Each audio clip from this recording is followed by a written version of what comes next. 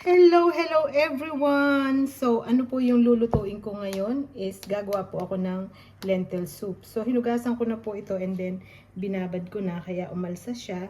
Tapos, igigisa lang po natin sa bawang, sibuyas, konting celery at saka potato para maging sticky po siya. So, ang gagamitin ko naman pong pansabaw is gumagawa po ako ng sarili kong chicken bouillon o your chicken soup. Tara po. Igisa na po natin yung ating garlic at saka yung ating sibuyas. Samahin na.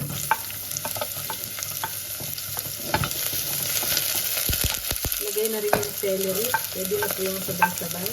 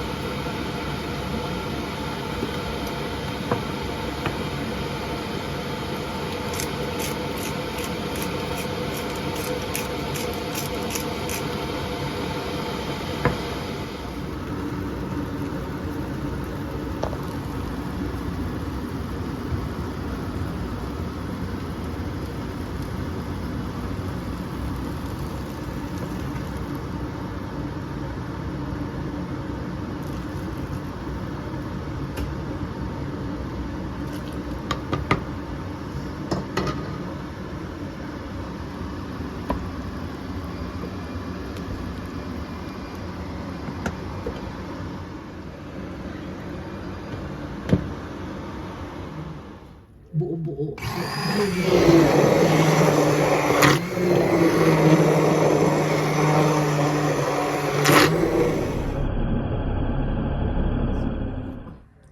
Kita nyo, ayan o. Creamy. Gustong gusto po yan ng aking mga alaga.